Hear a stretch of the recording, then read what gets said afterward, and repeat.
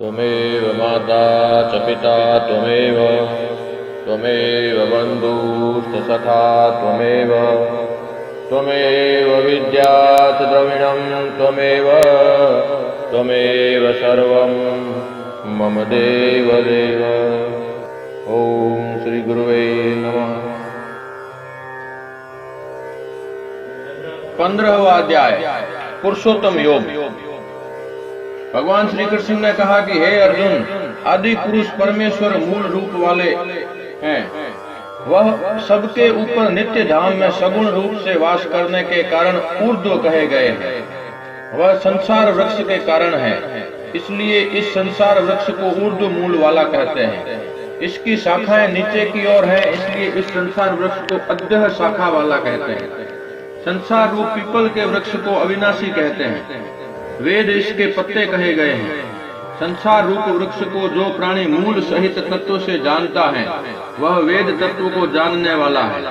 हे अर्जुन, इस संसार रूप वृक्ष के तीनों गुण रूप जल के द्वारा बढ़ी हुई एवं विषय भोग रूप पांचों स्थूल देह इंद्रियों की अपेक्षा सूक्ष्म होने के कारण उन शाखाओं को कौपलों के रूप में कहा गया है। कौपलों वाली देव, मनुष्य और तिर्यक आदि योनि रूप शाखाएं व अहंता, ममता, वासना रूप जड़ें नीचे ऊपर सर्वत्र फैली हुई हैं। इस संसार रूप का वृक्ष स्वरूप जैसा कहा है, वैसा यहाँ विचार काल में नहीं पाया जाता। इसलिए इस अहंता, ममता और वासना रूप अति दृढ़ मूलों वाले संसार रूपी पीपल के वृक्ष को दृढ़ वैराग्य रूप शस्त्र द्वारा काटने के उपरांत उस परम पद को अच्छी प्रकार खोजना चाहिए, जहाँ गए हुए पुरुष संसार में पुनः जन्म नहीं लेते। जिस परमेश्वर से यह पुरातन संसार वृक्ष की प्रवृत्ति विस्तार को प्राप्त हुई है, उसी आदि पुरुष नारायण की मैं शरण में हूँ। हे अर्जुन, जिस प्राणी की मोह माया में आसक्ति नहीं रहती, जो नित्य निरंतर प्रभु स्मरण में ही वृत्ति रखता है और जिसकी कोई इच्छा भी नहीं होती, ऐसे महापुरुष तथा तत्व ज्ञानी पुरुष को निश्चय ही दिव्य धाम की प्राप्ति होती है। हे पार्थ, मेरे दिव्य धाम के प्रकाश की तुलना हजारों करोड़ों सूर्यों के प्रकाश से भी नहीं की जा सकती। इसलिए मेरे ऐसे प्रकाशमान और दिव्य धाम में जो प्राणी चला जाता है, वह पुनः जन्म नहीं लेता। हे अर्जुन, समूची सृष्टि में जो प्राणी आत्मा रूप में जन्मा है, वह मेरा ही सनातन अंश है। उसका कभी नाश नहीं होता। वही सत्व, रज, तम गुणों से युक्त मन और पंचेंद्रियों को पृथक करता है। इनके ग्रहण के उपरांत ही आत्मा नए शरीर को धारण करती है। जब तक आत्मा शरीर में प्रवेश नहीं करती, वह शरीर मिट्टी के समान रहता है। जब तक शरीर में आत्मा है, जीव अपने शरीर के अंगों नाक, कान, जीभ, त्वचा का अनुभव तथा मन के द्वारा विषयों का भोग करता है। परंतु अज्ञानी प्राणी शरीर में स्थित इस आत्मा को नहीं जान पाते। हे अर्जुन, आत्मा और देह को अलग अलग दृष्टि से केवल ज्ञानी ही देखते तथा जानते हैं। हे अर्जुन, सूर्य, चंद्र, अग्नि के तेज को तू मेरा ही तेज जान। मैं ही पृथ्वी पर निराकार रूप में प्रवेश करके अपनी शक्ति से सभी प्राणियों को धारण करता हूँ और अमृतमय चंद्रमा होकर संपूर्ण वनस्पतियों को पुष्ट करता हूँ। हे धनंजय, मैं ही सभी प्राणियों के शरीर में स्थित उदर में अग्नि रूप होकर प्राण और अपान से युक्त 4 प्रकार के भोजन को पचाता हूँ। मैं ही सब प्राणियों के हृदय में अंतर्यामी रूप से स्थित हूँ। मेरे द्वारा ही स्मृति, ज्ञान और अपोहन होता है। वेदों द्वारा मैं ही जानने योग्य हूँ। हे अर्जुन, संपूर्ण सृष्टि में नाशवान और अविनाशी 2 प्रकार के प्राणी हैं।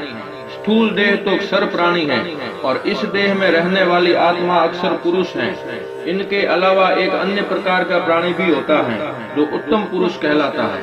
उत्तम पुरुष ही परम पुरुष कहलाता है, वही परमेश्वर है। वह परम पुरुष परमात्मा आदि मैं ही हूँ। हे पार्थ, वेदों एवं लोक में मुझे पुरुषोत्तम भी कहा गया है। हे अर्जुन, जो ज्ञानी हैं, वो मुझ पुरुषोत्तम को जान लेते हैं। वे मुझ सर्वव्यापी मानकर नित्य निरंतर मेरा ही स्मरण करते हैं। हे मेरे प्रिय सखा, यह अति रहस्यमयी पुरुषोत्तम योग मैंने तुझे बताया है। जो प्राणी इसको आत्मज्ञान द्वारा जान लेता है, वह कृतार्थ हो जाता है। 15वें अध्याय का महात्मा। उत्तर प्रदेश में एक नरसिंह नामक राजा था और सुभग नामक मंत्री था। राजा को मंत्री पर बड़ा भरोसा था। मंत्री के मन में कपट था। मंत्री चाहता था राजा को मारकर यह राज्य मैं ही करूं। इस तरह कुछ काल व्यतीत हुआ। एक दिन राजा नौकर चाकरों सहित सो रहा था। तब मंत्री राजा को सारे नौकरों सहित मारकर राज्य करने लगा। कुछ काल व्यतीत हुआ, तब वह मर गया। यमराज के पास दूत बांध कर लेकर गए। धर्मराज बोले, हे यमदूतों, यह बड़ा पापी है, इसको नरक में डालो।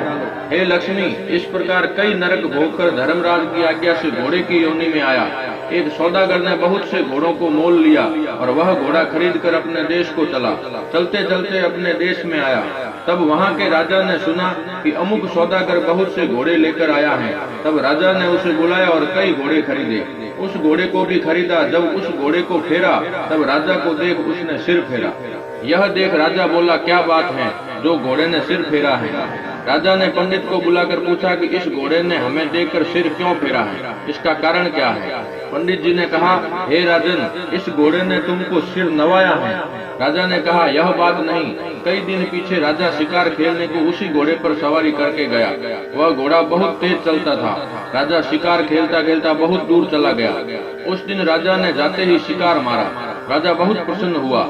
राजा घोड़े को वृक्ष से बांधकर कुटिया में गया तो साधु अपने पुत्र को गीता जी के 15वें अध्याय का पाठ सिखा रहा था। वृक्ष के पत्ते पर श्लोक लिखकर बालक से कहा, खेलते भी रहो और इसको कंठ भी करो। उस पत्ते को घोड़े ने देखा तो तुरंत उसकी देह छूट गई। देव देही पाई, स्वर्ग से विमान आया, इस पर बैठकर बैकुंठ को चला। इतने में राजा जल पीकर बाहर आया तो देखे तो घोड़ा मरा पड़ा है। राजा चिंतित होकर बोला, यह घोड़ा किसने मारा है, इसे क्या हुआ है? इतने में वह बोला कि हे राजन, तेरे घोड़ा का चैतन्य मैं हूँ। मैंने अब देव देही पाई है, बैकुंठ को चला हूँ। राजा ने पूछा, तुमने कौन सा पुण्य किया है? घोड़ा बोला, यह बात ऋषिश्वर से पूछो। राजा ने मुनीश्वर से पूछा। मुनि बोला, हे राजन, गीता जी का श्लोक लिखा हुआ पत्ता इसके आगे पड़ा है। घोड़े ने यह अक्षर देखे हैं, इस कारण घोड़े की गति हुई है। श्री नारायण जी बोले, हे लक्ष्मी, यह गीता के 15वें अध्याय का महात्म्य मैंने तुमको सुनाया है। बोल श्री कृष्ण कन्हैया।